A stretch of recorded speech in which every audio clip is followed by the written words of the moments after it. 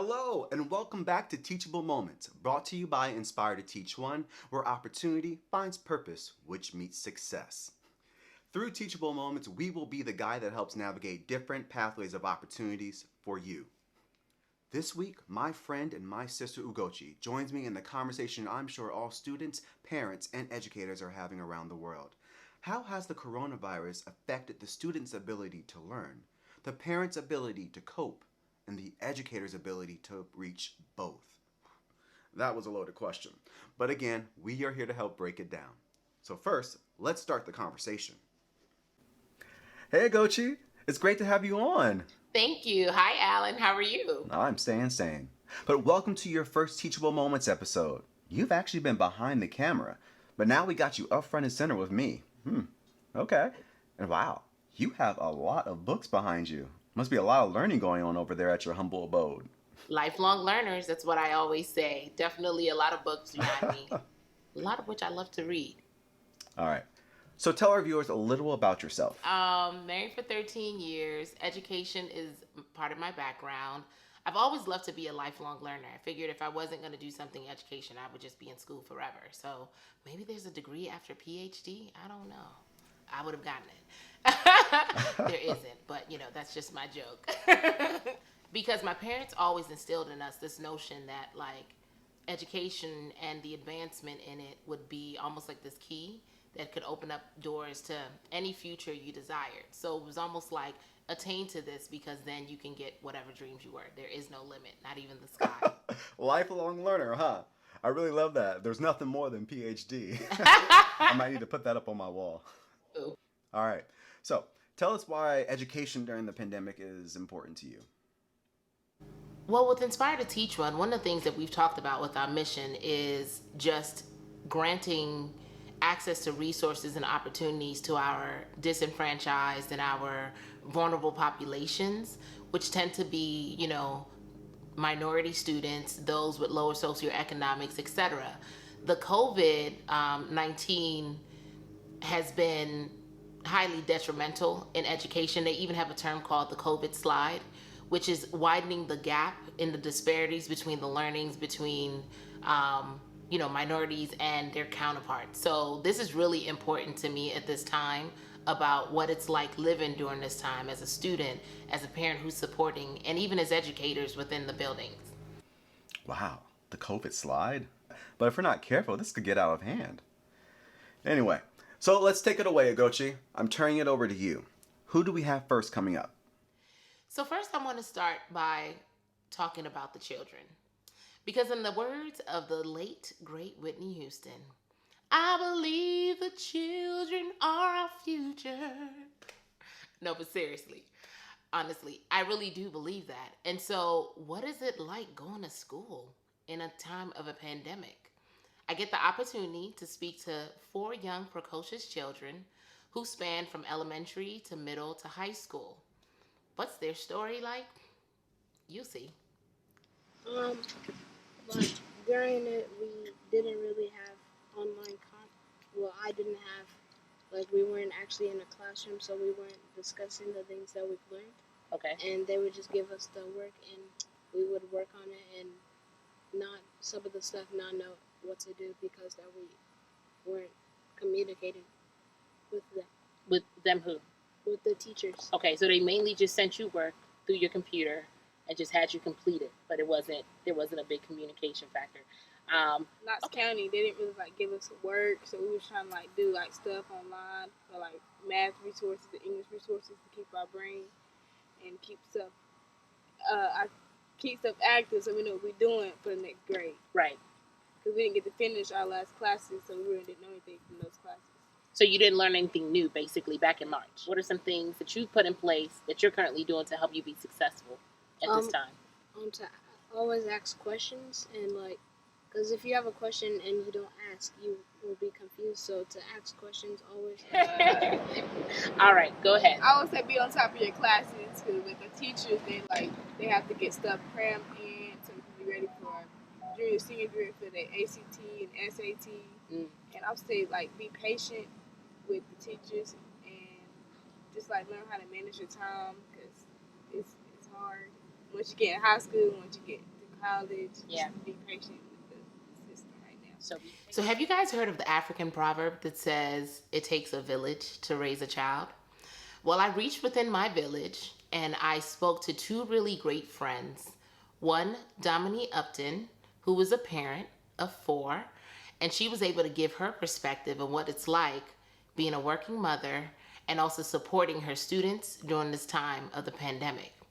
The second of which was Jennifer Reese, who works as a guidance counselor in an urban district, and she was also able to kind of give her perspective on what it's like supporting students during this time of the pandemic. Take a listen. This year it was very stressful and anxious, especially for me. Start of the year because again, especially with my youngest two, they're in elementary school, and I feel like they're learning some critical things in this age. And being that we've been dealing with the pandemic for so long, at this point, none of us are sure when it's going to end. So I'm really concerned about, their learning this school year. But the school district, what I'd say some of the differences are, it's more live teaching versus last year was pre-recorded. Still a lot of, technology input. Last year we used devices we had at home, which was our iPads, versus this year we're using some school supply computers, which has everything downloaded. So again, the planning I feel like was better. And then this year it's a very tight ship. So I'm trying to be a little bit more organized and making sure that we get all of the things right. So the first thing to do is to address the technology issue because, that's how the teachers and that's how the students were expected to communicate and do their work. So making sure all the students had had Chromebooks. I know a lot of districts, including mine, distributed Chromebooks to their students. And then internet access. If you didn't have internet access, we made hotspots available. So if that's something that I would definitely advise parents, if they need help with that, please reach out to their principal, find out if they could get some hotspots or what kind of help that they can get with that. And then just trying to make sure that we communicate it, finding out what are the barriers, what do they need help with. Our students aren't going to stay on that same 7 o'clock to 2 o'clock timeline, so understanding that it may be 9 to 3 or 9 to 4 or sometimes even later. You may have to communicate with them a little later. I know for me that's one of the things that I did. I was emailing later in the evening because that's when they were available. That's when I can get in touch with them. So just trying to meet the needs. I mean, this is, like you said, this is a pandemic, so everybody's going to have to be a little flexible and kind of think outside the box. The first thing I'll say is, and I think we've been hearing this a lot recently, is just making sure that, we're taking care of self. This is definitely a difficult time that none of us have been through before. There's no book on how to deal with it. So making sure that we take the time to take care of ourselves mentally so that we can, take care of our family. So for me, that has kind of been working out, so walking, or reading more just to kind of have a mental peace. The other thing is just focusing on patience, especially with children, and this is with the young children as well as the older children. They're dealing with a lot of change and uncertainty right now, and they would like things to be back to normal. So just being patient with one another as things come up and it doesn't look like we want it to.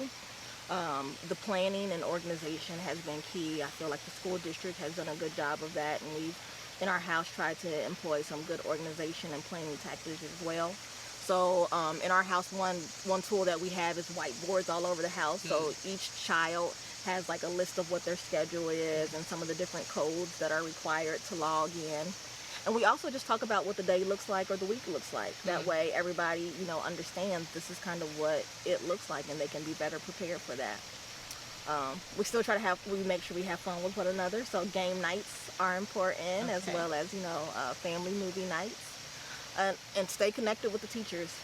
Right now, the children don't get that chance to have that face-to-face, but I need my teachers to know that this is still very important to me. Absolutely. So we have cell phone numbers and emails, and I'm not afraid to jump on the screen and say, now, what are we doing right now? So just staying engaged with the teachers. Absolutely. So definitely pay attention to whatever your district, your teachers are handing out.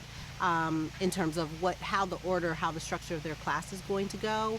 Right.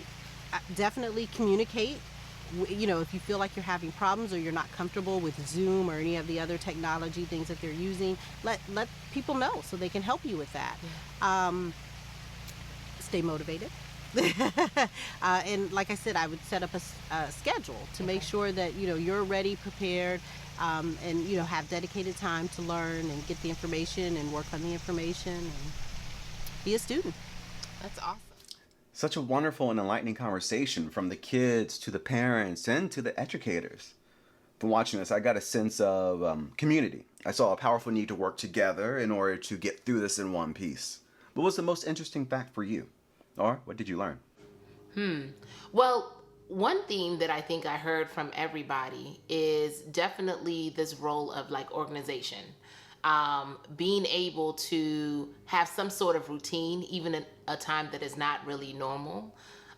What does that look like? How have we adapted? How are we flexible during this time? That's one thing that I've learned that I'm like, let me tuck that away. Here at Teachable Moments, we like to reflect on the conversations that we have.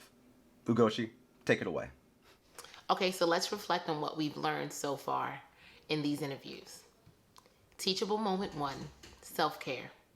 Take a walk, do breathing exercises, take time for yourself. Teachable moment 2, organization.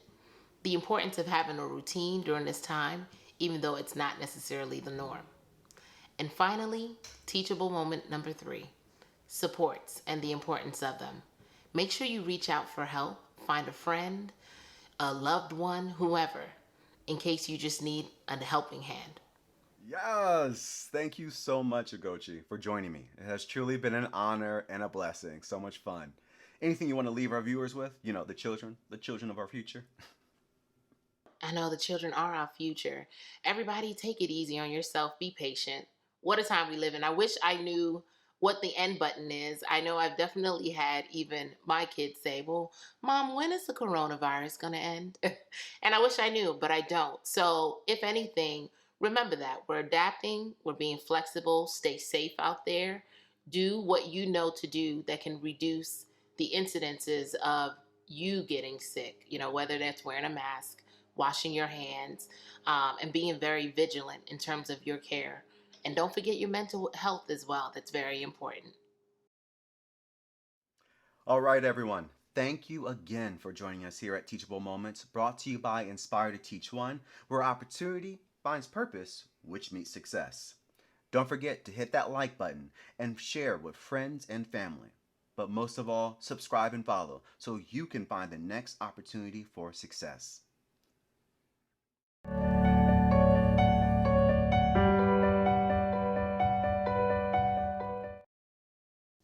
I believe the children are our future. Oh, keep going. Teach them well and let them lead the way. Show them all the beauty they possess inside. Gotta hit that note, like Whitney.